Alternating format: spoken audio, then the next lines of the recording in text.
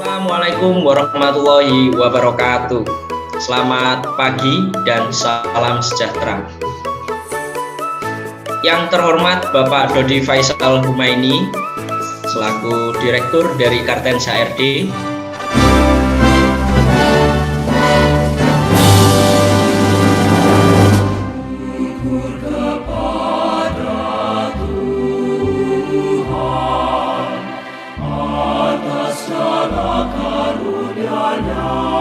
Bismillahirrahmanirrahim. Assalamualaikum warahmatullahi wabarakatuh. Dalam kegiatan pembelajaran workshop pembekalan Prapurna Bakti yang dilakukan oleh PT PLN UPDL Makassar. Pembekalan Prapurna Bakti ini tidak bersifat yang mengikat banget secara formal ya.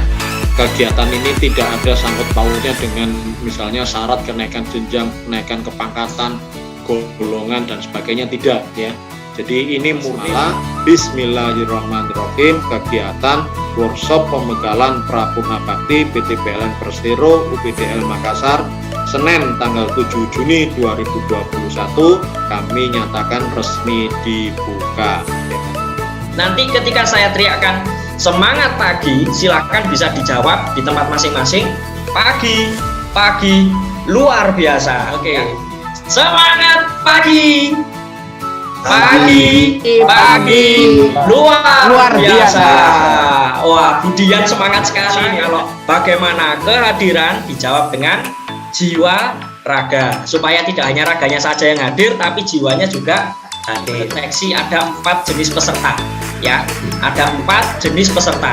Nah, layaknya sebagai seorang wisatawan Bapak Ibu ya, layaknya sebagai seorang wisatawan atau turis datang ke pelatihan ya, itu biasanya apa yang dilakukan kalau turis? Update status ya, dikit-dikit upload, dikit-dikit upload. Teroris ini, peserta teroris ini ya, kadang ketika narasumbernya berbicara, nah narasumbernya di mute. Saya punya satu permainan Bapak Ibu ya, boleh menggunakan kolom chat ya, boleh open mic. Kita akan main tebak gambar. Aturan mainnya, permainan ini adalah akan diperlihatkan sebuah potongan gambar. Peserta dimohon untuk menebak secara kreatif gambar apakah itu. Bapak Ibu harus menjawab kucing ini sedang ngapain. Artinya gambar besarnya sedang apa kucingnya. Nah itu nggak boleh. Atau spray, nah itu boleh. Itu termasuk yang kreatif. Kata gambar kucingnya habis ibadah Bapak Ibu ya. Gambar laptop, wah ini boleh, sedikit lebih kreatif daripada keyboard. Gambar besarnya adalah laptop, komputer ya. Nah Bapak Ibu ya, mohon izin, ternyata gambar besarnya bukan keyboard, bukan kalkulator, bukan komputer. Ini adalah gambar, ya gambar apa Bapak Ibu?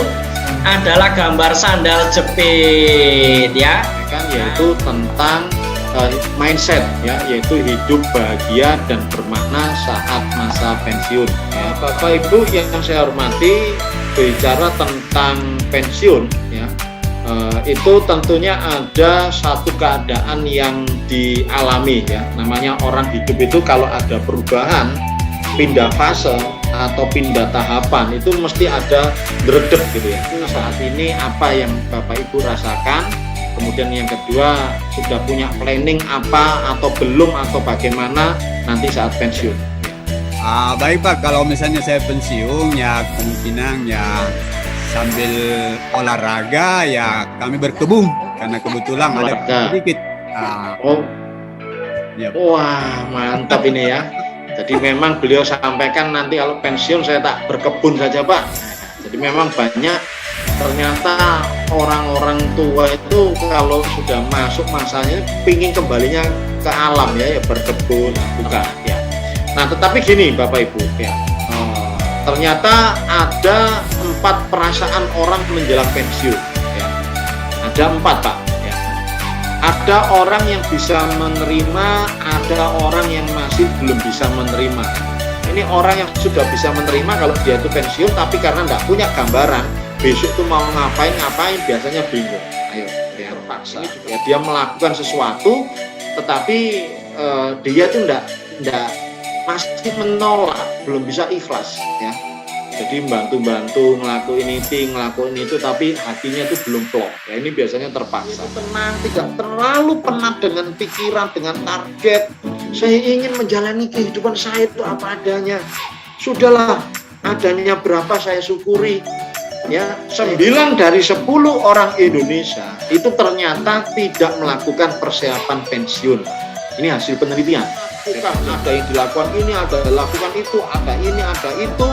Nah, tiba waktunya tiba-tiba tidak ada kesibukan lagi. Nah, biasanya ada fase kayak gangguan jiwanya, Pak. Ya, Pak Nyoman, ya, kira-kira kita kena enggak gejala post power syndrome itu? Ya. Nah, gejalanya ada 3, Pak. Pertama, gejala fisik, ya. Gejala fisik. Nah, gejala fisik, Pak Saul, itu biasanya penampilan terlihat loyo, ya, terlihat kuyu, tidak ceria, gampang sakit-sakitan, terkena flu, demam, dan sakit fisik lainnya. Ada yang namanya gejala emosi. Nah, ini biasanya Pak Made, ini gampang marah Pak Made. Orang kalau pensiun mengalami post power syndrome, gampang tersinggung, ya. Sama anak berbeda pendapat sedikit, sudahlah, dengarkan bapak. Nah, dulu bapak loh sebelum pensiun tidak seperti ini, kata anak-anaknya, Pak. Ada masanya, ada fasenya. Ibarat suatu mesin, suatu peralatan itu kan juga ada masanya, Pak. Nah, sama manusia itu juga akan ada masanya. Paksaan dari perusahaan ini bukan karena bapak ibu itu kerjanya jelek, karena tidak ada prestasi, itu bukan bapak ibu. Ya. Tetapi sekali lagi memang aturan regulasi dan memang secara alami masa-masa itu akan terus berjalan dan terus berputar. Ya. Nah ini. Bismillahirrahmanirrahim. Assalamualaikum warahmatullahi wabarakatuh. Alhamdulillah, syukurillah, wala haula wala quwata illa billah. Kalian kuntum subhanallah fastaghfirukumullah wa yaghfir lakum. Jadi manajemen usia purna bakti hari ini Senin 7 Juni 2021. Semoga banyak manfaat yang bisa kita ambil berlaku di Indonesia pada umumnya. Tentu disesuaikan dengan apa yang sudah diputuskan oleh Kementerian Kesehatan yang kemudian diadopsi oleh masing-masing dinas kesehatan ya masih digolongkan sebagai usia pemuda. Maka wajar kalau terus kemudian tadi Mas Fahmi menggelorakan semangat terus, ayo semangat terus. Ya karena memang masih pemuda yang memungkinkan setiap orang untuk hidup produktif secara sosial dan ekonomis. Mandiri artinya dapat melakukan kegiatan atau aktivitas sehari-hari tanpa bantuan orang lain. Karena apa? Karena masing-masing kita akan mengalami tua. Nah, tugas kita bersama adalah bagaimana caranya pada saat kita memasuki usia tua dalam terminologi Indonesia. Orang tuanya salah satu atau kedua orang tuanya menderita tekanan darah tinggi, hipertensi. Anaknya juga akan menderita, tanda kutip, akan memegang gen hipertensi. Nah, ini mestinya kan diturunkan penyakitnya. Penjelasannya seperti itu. Karena tetap memegang gen yang bersangkutan, tapi tidak muncul, tersembunyi, resesif namanya dalam bahasa medis. Kan? Kalau memang mau makan, ya sudah 2 jam sebelum sepedaan itu makan. Jadi setelah sholat subuh, itu sudah makan, nanti berangkatnya, kemudian pada jam 6:30, jam 7 itu berangkat bersepeda, silahkan. Assalamualaikum warahmatullahi wabarakatuh. Waalaikumsalam warahmatullahi wabarakatuh. Selamat siang Bapak, Ibu-ibu.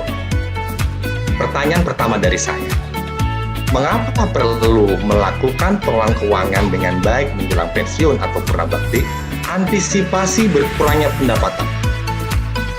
Bapak Ibu sadar nggak sadar nggak mau sadar, pasti Bapak paham, pasti Ibu paham bahwa akan ada yang berubah. Tapi intinya adalah ditandai dengan kenaikan harga barang.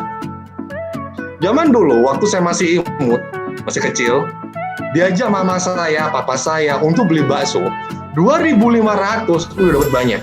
Bakso investasikan yang bisa mereka buat untuk biaya hidup, mengembangkan bisnisnya dan lain-lain.